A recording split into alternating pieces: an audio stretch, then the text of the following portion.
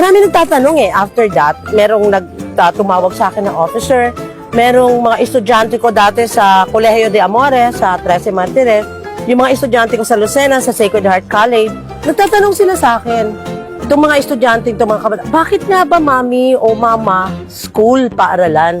Bakit kabataan? Bakit nga ba school? Unahin muna natin yung tanong. Alam niyo yung school, nandyan yung concentration ng mga estudyante na wala pang laman ang utak about current issues. Ang laman lang ng utak ng estudyante, yung issue niya lang. So, yung issue niya lang bilang bata, crush, yung mga ganon, gimmick, Mobile Legends, yung mga enek-enek, yung mga ganon, yung mga ka-chika-chika sa Facebook. Yan pa lang yung alam. So, in essence, the school is a place where the youth concentrate, nagko-consolidate sila doon. So, ibig sabihin, maraming estudyante dyan na madali mong mahuhugot, madali mong masisway. Kasi ang mga estudyante dyan, wala pa sila, hindi pa masyadong buo yung power of decision nila, yung kanilang faculty of discernment. Hindi pa yan masyadong buo. Kumbaga, wala pa silang masyadong karanasan sa buhay, hindi nila, syempre pagka high school, elementary, high school ka, di ba? Masyadong alagain ka ng mama mo. Halos ayaw ka nga nilang padapuan ng lamok. So, bakit bata? May 4 na katangian ng bata. Bukas ang isipan. Ito yung teorya ng blankong papel ni Mao Zedong. Ano yung premise ng theory?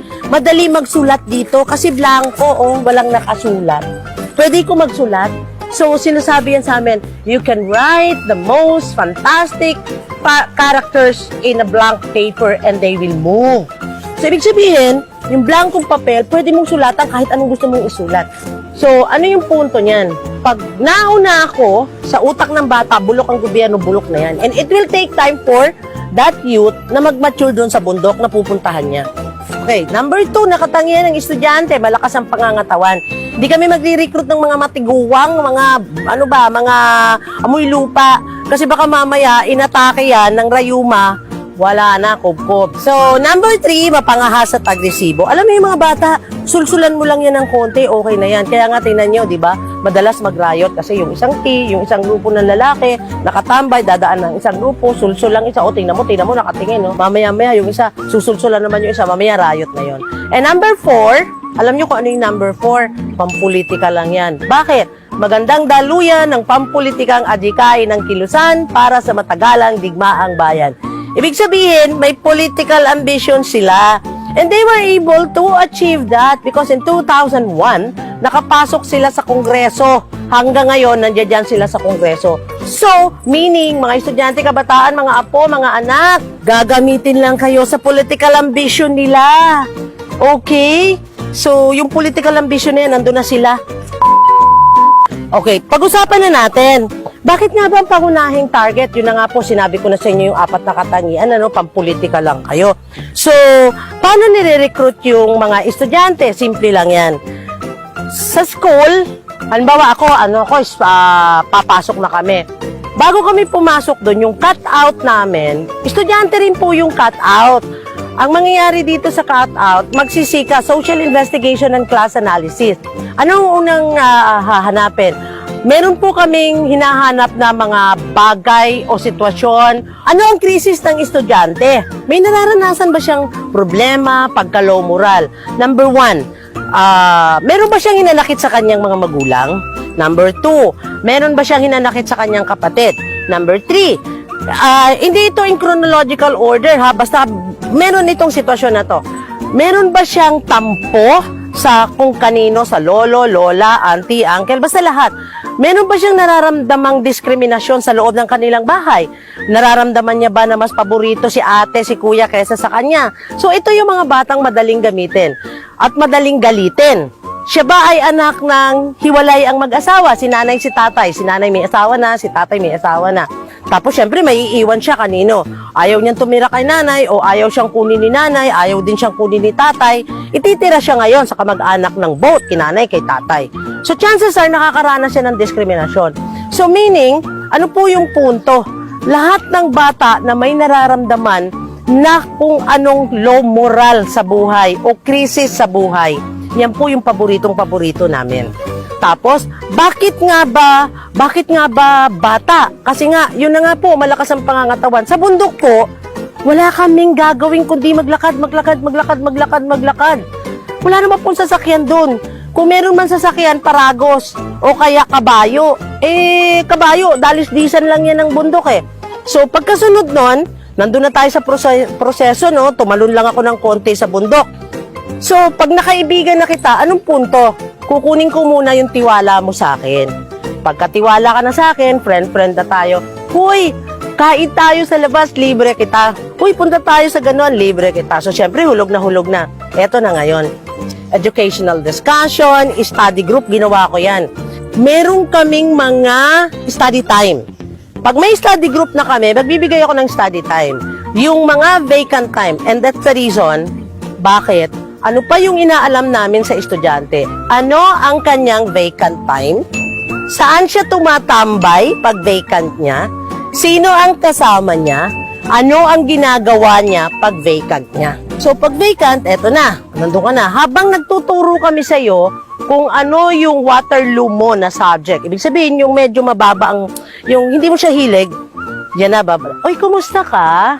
O nga pala, ano nga ba pangalan mo? Si ganito, si Pedro. Ano trabaho ng tatay mo? In essence, yung bata na gusto naming i-recruit, siya rin yung nagbibigay ng information tungkol sa kanya, sa pamilya niya. Anong trabaho ng tatay mo? Ganon. Yung nanay mo, ganon din. Ganito. Saan ba kayo nakatira? Ayun na.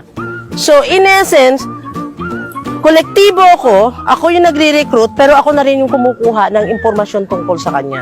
So, yun na, hanggang sa lubog ka na sa amin, sama ka na, kung saan na. Ang masakit dito, later on, isasama na kita sa mga malawakan at sistematikong pagkilos sa lansangan. No to tuition fee increase, no to ganito, no to extrajudicial killing, no ek, lahat na. Hanggang ngayon, magrarally kayo, no to abrogation, defend press freedom, UP fight back. Yung mga ganyan ang sigawan, masarap pakinggan kasi yan eh. Ang masakit ito pag nagrarally ka na, anak, apo. Pag nagrarally ka na, apo, anak, tinitingnan na yung capacity mo, yung endurance, yung agility mo, okay ka bang tumakbo, okay ka bang sumigaw. For your information, after the rally, kaming mga nasa mataas na organo sa white area, nag-a-assess kami sa inyo. Ano yung assessment? Ini-evaluate namin. Si Pedro, malakas sumigaw, check. Magaling mag-agitate, check. O, diba?